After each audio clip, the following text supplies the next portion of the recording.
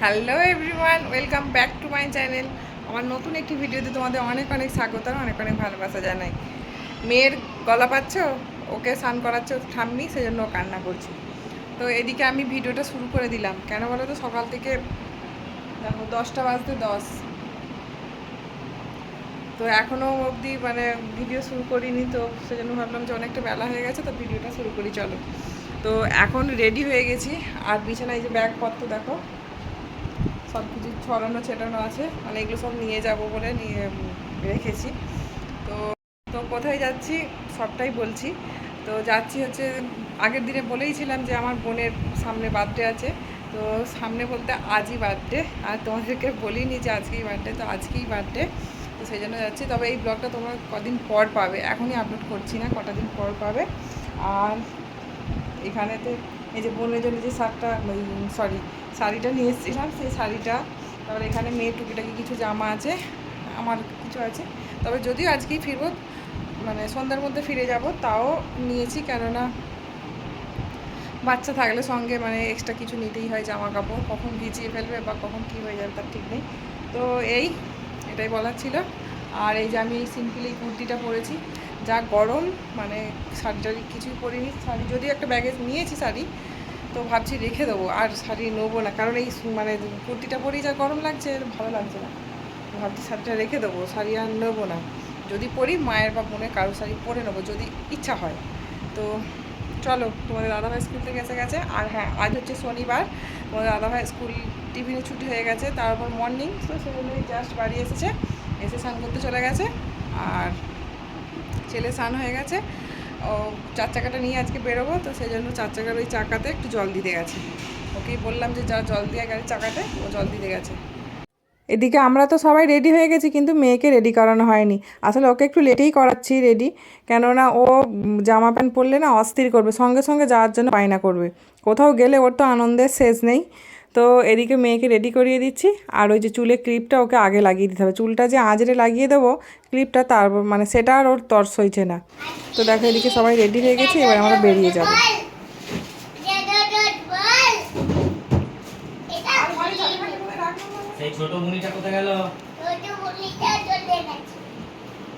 এদিকে তোমাদের দাদাভাই রেডি হয়ে এখন নিচে যাচ্ছে, গাড়িটা বের করুক আর আমরা নিচে যাব। তারপরে এখানে আলমারির কভারটা আটকে দিলাম, সারাদিন যেহেতু বাড়িতে থাকবো না, সেজন্য জানলাগুলো বন্ধ করেই রেখে যাচ্ছি, কারণ মা বাপি সবসময় তো ওপরে আসে না। আর এসির জ্যাকটাও খুলে দিয়ে যেতে হবে, কেন বলো তো, ঝড় বৃষ্টি হলে তখন কিছু দুর্ঘটনা ঘটতে পারে।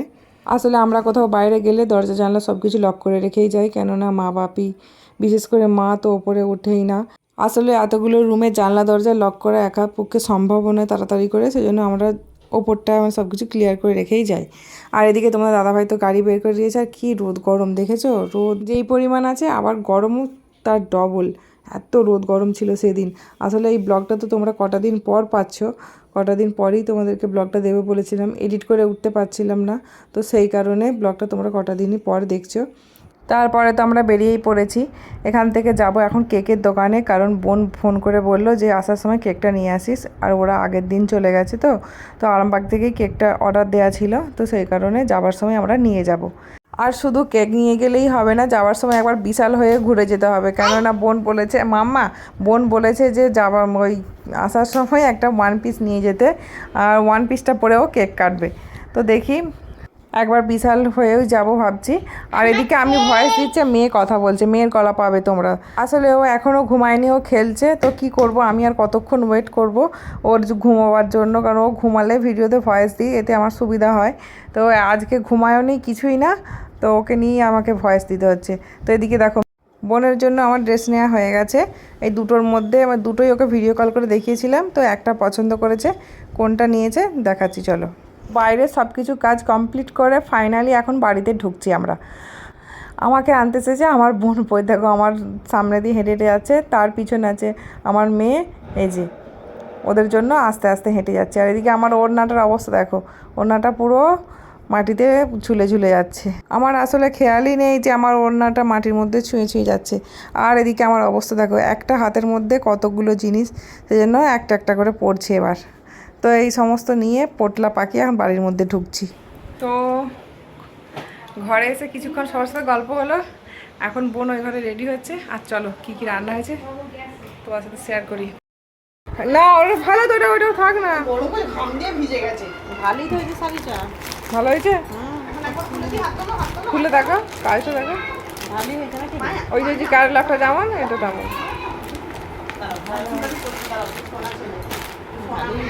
কি রান্না বান্না হয়েছে নিশ্চয়ই দেখাবো, কিন্তু তার আগে দেখাই মাকে শাড়িটা দেখাচ্ছি আর কি। মায়ের তো শাড়িটা খুব পছন্দ হয়েছে, মা বললো কালারটাও খুব সুন্দর, দেখতেও সুন্দর হয়েছে। তো মাকে শাড়িটা দেখালাম, দেখিয়ে শুধু মা না মাসি মামি সবাই ছিল, তো সবাইকে শাড়িটা দেখাচ্ছি এখন, দেখিয়ে তারপরে দেখাবো কি কি রান্না হয়েছে। কি কি রান্না হচ্ছে তোমাদের সাথে শেয়ার করি, চলো। সিঁড়ির নিচেটায় আছে। এদিকে তো কড়াইয়ের মধ্যে এখনও মাটনটা হচ্ছে। এদিকে হয়েছে ভাত, এটা হচ্ছে সাদা ভাত, আর এরপর আছে পোলাও, বাসন্তী পোলাও। পোলাওটা কিন্তু হেভি হয়েছিল জানো তো। আর এটা হচ্ছে ফুলকপি দিয়ে চিংড়ি মাছ, আর এটা হচ্ছে চিলি চিকেন, আর তার পাশেরটাও চিলি চিকেন। সব কিছু পাট পাট করে রাখা হয়েছিল কারণ খেতে দিতে সুবিধা হবে সেই জন্য। তো এদিকে আছে আমড়ার চাটনি, দেখো আমড়ার চাটনি, তারপরে আছে পান, তারপরে এদিকে পায়েস, আর ওদিকে তো মাটনটা হচ্ছে বললাম। তো তারপরে 5 রকম ভাজা মিট কেসের ভেতরে আছে, ওটা দেখালাম না কারণ ওখানে আমার বোনের বর স্যালাডটা। যে কাজ করা ঠিক সে কাজের কাজটাই করছে। তো আমার বোনের বর থাকলে আমাদেরকে আর লাগে না, ও একাই 100। সকাল থেকে আমি এসেই শুনছি নাকি প্রচুর কাজকর্ম করেছে, মানে করছে, অনেক সাহায্য করেছে, যাক খুব ভালো। আমাদের বরেরা তো কেউ করলো না, মানে আমার বর আর আমার মেজো বোনের বর ওরা তো কেউ এইসব কাজ করে না, কিন্তু আমার ছোটো বোনের বর কিন্তু খুব হেল্পফুল, মানে ও সংসারের কাজকর্ম করতেও সাহায্য করে, আবার ও নিজের কাজও করে, মানে এটা একটা কিন্তু খুব ভালো গুণ। এদিকে দেখো নিজের বউয়ের জন্য কেমন খাবার সাজাচ্ছে, দেখেছো? আমাকে মা বলেছিল, তো ও বললো না আমাকে দাও, আমি নিজেই করছি। দেখো কত সুন্দরভাবে প্লেটটা সাজাচ্ছে। তো এই নিয়ে আমরা অনেক ইয়ার্কিও করছিলাম, হাসি মজা করেছি প্রচুর। আবার মা বলছে যে ভাজাভুজি যেগুলো 5 রকম ভাজাটা করে না, সেই ভাজাগুলোও নাকি ও করেছে। তো মানে দেখেছো আমার বোনের বর কত হেল্পফুল, এটাই বলার। তো আমাদের বরেরা তো সত্যি কিছু করে না, কিছুই করে না, মানে করে না একদমই নয়, রান্নার দিকটা করে না কিন্তু অন্যদিকে সাহায্য করে। যাই হোক, যে যার মানে যার যার যেমন গুণ আছে। এতক্ষণ ধরে আমার বোনের বরের কথা বলেই যাচ্ছি, কিন্তু ওর নামটাই বলা হলো না। ওর নাম হচ্ছে রিক্তম, আর আমরা সবাই ওকে রিক বলে রাখি। তো সীমা রিক বলে রাখে, তো আমরাও রিক বলেই রাখি।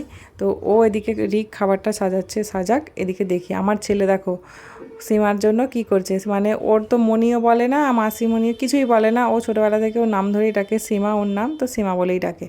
তো আমি বলছি যে সীমার জন্ম, আর সীমা হচ্ছে ওর মাসিমণি নয়, ওর বন্ধু, ওর মানে বেস্ট ফ্রেন্ড বলতে পারো। তো এসের থেকে একদম বন্ধু কাজে লেগে পড়েছে, মানে বন্ধুত্ব রক্ষা করার জন্য। তো আমি যে এসেছি, আমার বোন আমার মেয়ে চলে এসেছে আমার পিছন পিছন। আর এদিকে তোমাদের দাদাভাই বসে বসে ফোন নিয়ে ঘাঁটাঘাঁটি করছে। ও আর কী করবে, ওর তো কিছু কাজ নেই। তো ওর কাছে একটু বসলাম, একটু আমরা গল্প করলাম। আর সত্যি কথা বলতে আমারও কিছু কাজ নেই, তো আমিও বসে আছি, বসে গল্প করছি। এদিকে ছেলে আর ওর ছোটো মেজুমণি মানে রিক, ওরা দুজন মিলে ওই যেখানটা কেক কাটাবে ওখানটা একটু ডেকোরেশন করে নিচ্ছে। তো আমি এদিক ওদিক ঘুরছি। আর এইটা হচ্ছে আমাদের বার্থডে গার্ল, আর এখন শাড়ি পরেছে, কেমন লাগছে অবশ্যই কমেন্টে জানাবে কিন্তু।